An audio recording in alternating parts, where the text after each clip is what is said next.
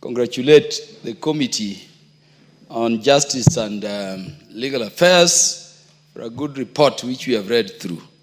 And Honorable Speaker, today the whole nation knows that the Vice Chair of the Justice and Legal Affairs Committee, Honorable Mwengi Mutuse, does not only bring impeachment motions which succeed, but also stands before the floor to approve appointment into office and into various state offices.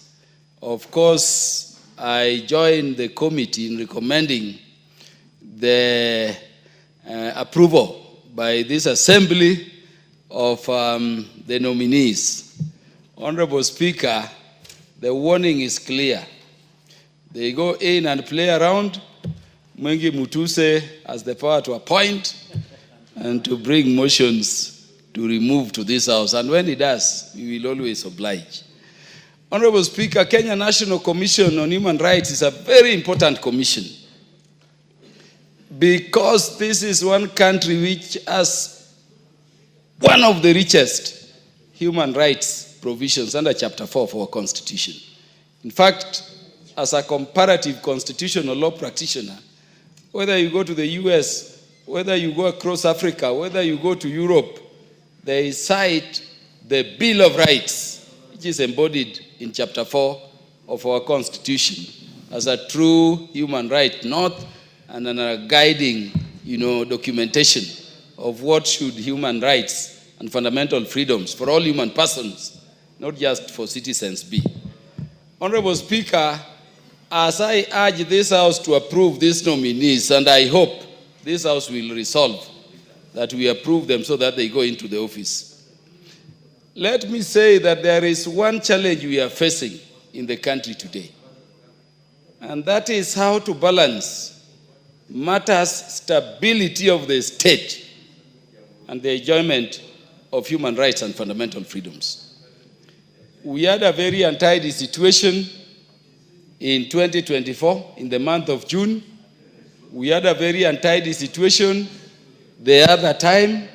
And Honorable Speaker, you hear people just talking human rights, human rights, human rights, but they are forgetting about the stability of the state. Let me caution, Honorable Speaker, that as we move through this approval hearing, we want these commissioners, if the House so resolves and they are later appointed, to have that careful balance. We cannot have a situation in which we lose the state. Honorable Speaker, I wanted to report here that in the month of June, in the year 2023, we went with Honorable Martin Owino to the EU Parliament in Brussels. And Honorable Martin will confirm to you there was a time I was to address stability and how Kenya can assist in keeping peace and security in the Horn of Africa. The delegation from Sudan stopped me midway on a point of order, saying I cannot talk about Sudan. They didn't know that a short while after that, Sudan was going to be in the situation where it is. There is a day, Honorable Speaker, when we had the Gen Z issues, when I posted on my X account that better a bad government than no government. Honorable Martin Owino had been called by those people who shouted us down, who are warning us not to allow Kenya slide into a stateless situation. And so, Honorable Speaker, sometimes we make such sacrifices at the political level, which people take for granted, but they are very critical, so that they save the state, so that we can continue to enjoy human rights. I've heard very many young people saying, Baba betrayed us. Baba betrayed us. Honorable Speaker, if you go to June 24th, that thing started as reject finance bill. Once we amended all the provisions, it became Ruto must go. Once we were done with Ruto must go, it moved into Kufa driver, Kufa Makanga, which was both the president and the deputy must go. We have to say, when we have young people in this House, Honorable Speaker, what does the Constitution at Article 146, sub-Article 2, say where both the president and the deputy president are not there? The Speaker of the National Assembly, you, Honorable Speaker, takes over for 60 days, within which the country has to go for elections. And you remember, Honorable Speaker, we did not have IEBC. It meant at the lapse of 60 days, we were going to be in a situation, Honorable Speaker, where there is no leader for this country, where only anarchy is reigning, where the strongest, whether it is civilian coup, military coup, would be reigning. And the first thing we were going to lose, Honorable Speaker, is this beautiful constitution with its Bill of Rights. And so I want to caution that there are some sacrifices we make as political leadership. And I want to thank my party leader, the Right Honorable Raila Odinga, for always being patriotic. Let us send these commissioners into the commission.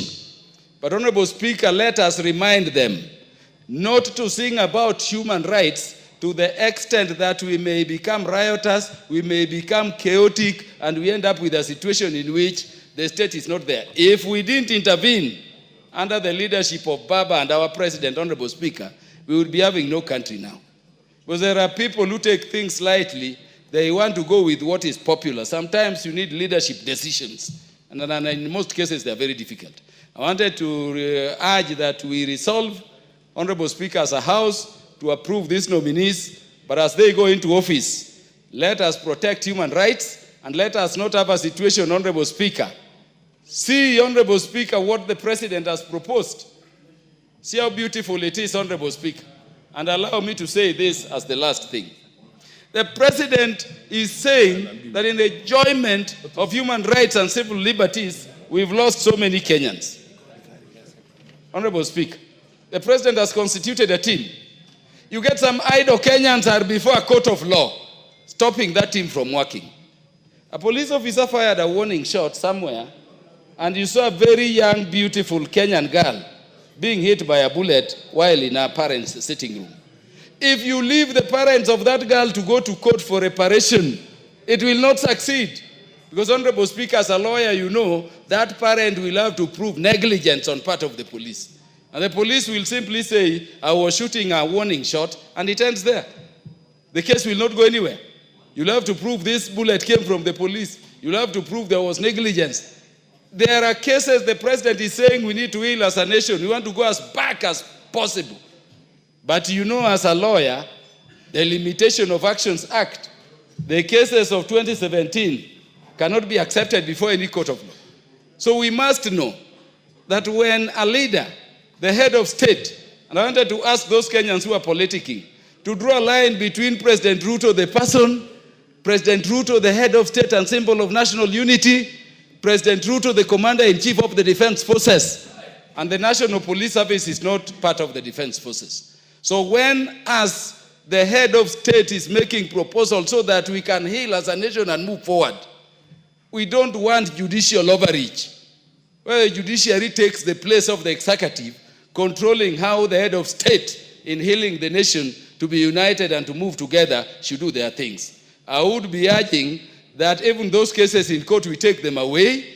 We have a system that can allow for compensation of all Kenyans. And I know human life cannot be compensated, but we want to move together within the realm and context of human rights. I wish these commissioners well as they go into work, but we need to keep that delicate balance so that we respect the institutions and offices of the presidency, of the leaders who make sacrifices, and so that we always have Kenya to continue to enjoy our human rights and fundamental freedoms. I thank you, Honorable Speaker. Very well spoken indeed.